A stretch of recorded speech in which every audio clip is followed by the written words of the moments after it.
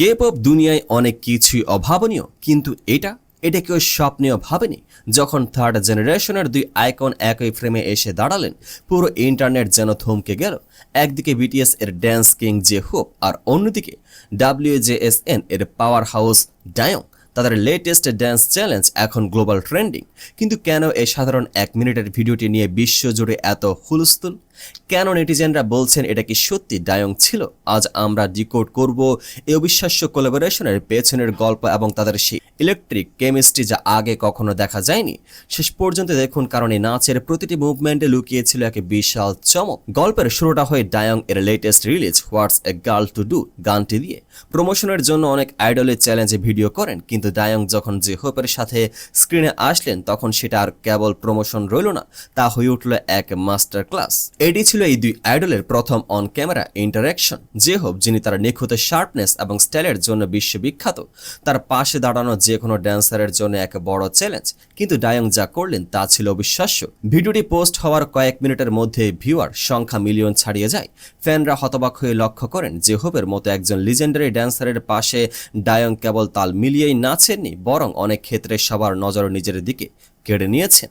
নেটিজেনদের প্রতিক্রিয়া ছিল দেখার মতো। ইন্টারনেটে কমেন্টের ঝড় বয়ে যাচ্ছে। একজন ফ্যান লিখেছেন, আমি প্রথমে ভেবেছিলাম জে হোপের পাশে হয়তো কোনো ফরেন ড্যান্সার নাচছেন, পরে চিনতে পারলাম এটা ডায়ং। অবিশ্বাস্য। আসলে কেন ডায়ংকে চিনতে সবার এত ভুল হচ্ছিল? এর উত্তর লুকিয়ে আছে তার স্টাইল এবং বডি ল্যাঙ্গুয়েজে।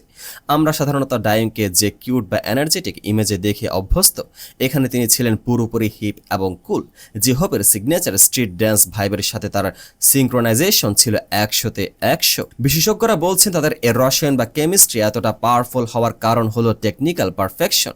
জে হোপ যখন কোনো মুভ করেন তাতে থাকে এক ধরনের ফ্লো, আর ডায়ং সে ফ্লোকে ধরে রেখে নিজের মধ্যে এক অনন্য শক্তি ফুটিয়ে তুলেছেন। তাদের নাচের প্রতিটি বিট ছিল যেন একে অপরের পরিপূরক। সামাজিক মাধ্যমে প্রশংসা আসছে এই বলে যে একজন দক্ষ ড্যান্সারের পাশে যখন আরেকজন দক্ষ ড্যান্সার দাঁড়ান তখন ফলাফল এমনই হয়।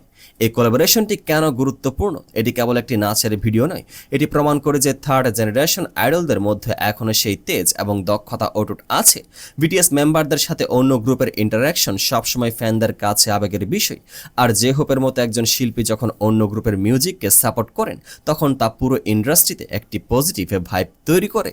ভিডিওটিতে তাদের হাসি এবং কমফোর্ট লেভেল দেখে অনেকে প্রশ্ন তুলেছেন, এর পেছনে কি আরও বড় কোনো প্রজেক্ট আসছে, নাকি এটি কেবলই বন্ধুত্বের বহিঃপ্রকাশ? যেটাই হোক না কেন, ডায়ং নিজেকে একজন টপ টিয়ার ড্যান্সার হিসেবে নতুন করে চেনালেন। আর জে হোপ, তিনি আবারও প্রমাণ করলেন কেন তাকে ড্যান্স গড বলা হয়। জে হোপ এবং ডায়ং এর এই যুগলবন্দি আমাদের মনে করিয়ে দেয় যে শিল্পের কোনো সীমানা নেই।